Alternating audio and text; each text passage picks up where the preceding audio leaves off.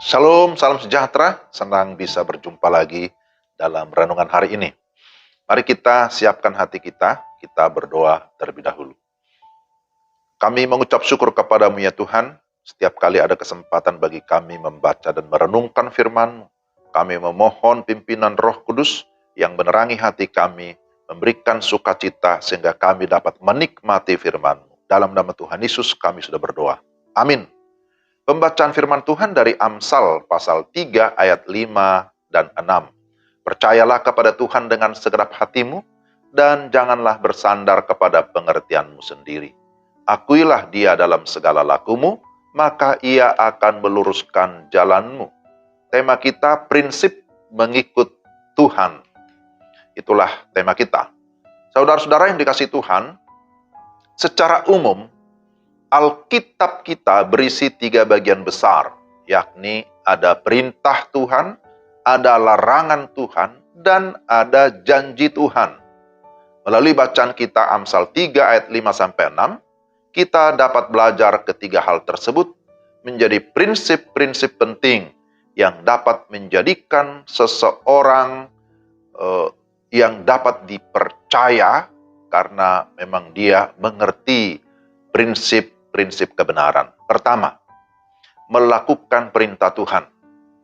Di dalam bagian ini kita melihat ada 2 perintah yang ditekankan. Pertama, percayalah kepada Tuhan dengan segenap hatimu. Kata percaya atau trust bukan hanya perkataan, tapi bergantung atau menyerahkan diri sepenuhnya dalam ketaatan. Percaya kepada siapa? Tentu kepada Tuhan. Kata Tuhan dalam ayat ini, dalam cetakan besar, menunjuk pada pribadi yang hidup dan berkuasa. Bahwa Tuhan yang juga disebut sebagai Yahweh, yang sudah menyatakan dirinya secara pribadi kepada Musa. Keluaran pasal 3 ayat 14-15. Dia adalah Tuhan yang kekal, yang keberadaannya sudah ada, sebelum segala sesuatu ada, yang sekarang ada dan selamanya akan ada. Percaya adalah dasar sebuah hubungan dengan Tuhan. Lalu kemudian disebutkan dengan segenap hati. Berarti dengan bulat hati, dengan sepenuh hati, seperti cincin yang tidak ada ujungnya. Segenap hati juga berarti tidak mendua hati, karena memang Tuhan tidak mau diduakan, dan orang yang mendua hati tidak akan tenang dalam hidupnya. Lalu perintah yang kedua, akuilah Dia dalam segala lakumu. Pengakuan kita akan Tuhan didasarkan pada pengenalan kita akan Dia. Mengakui dalam segala laku sama artinya mengakui Dia dalam setiap langkah atau dalam setiap perjalanan atau dalam segala aspek kehidupan kita. Dan pengakuan harus sesuai dengan kelakuan. Itulah bagian pertama, yaitu melakukan perintah Tuhan.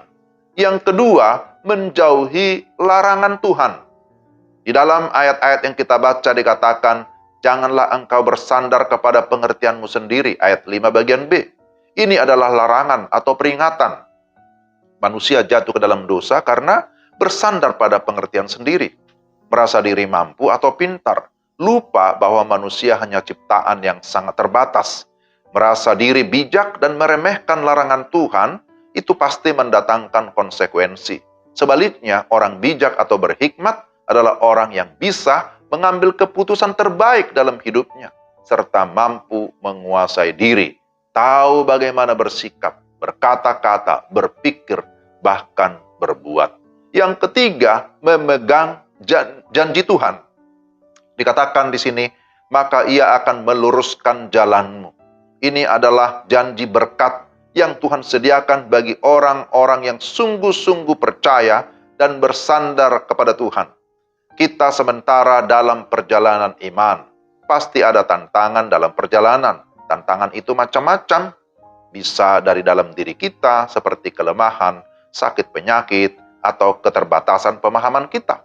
Bisa juga dari luar seperti musibah, bencana alam, pengajar sesat, resesi global, pengaruh si jahat, dan lain-lain. Akan tetapi kita percaya ketika kita berjalan bersama dengan Tuhan, Dia pasti menyertai kita.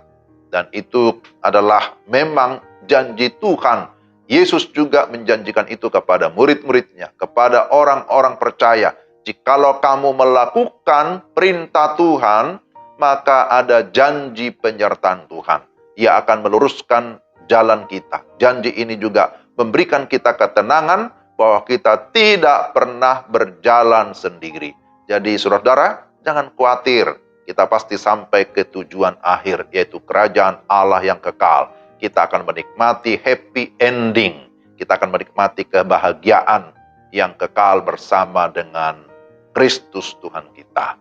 Mari kita berdoa. Tuhan, terima kasih untuk firman-Mu hari ini yang mengajar kami supaya kami sungguh-sungguh mau melakukan perintah Tuhan, menjauhkan diri dari larangan-larangan Tuhan, dan kami pasti akan menikmati berkat, menikmati janji Tuhan. Terima kasih Tuhan, teguhkanlah iman kami, pimpinlah setiap langkah kami, dan tolonglah kami supaya kami senantiasa hanya bergantung kepada Tuhan.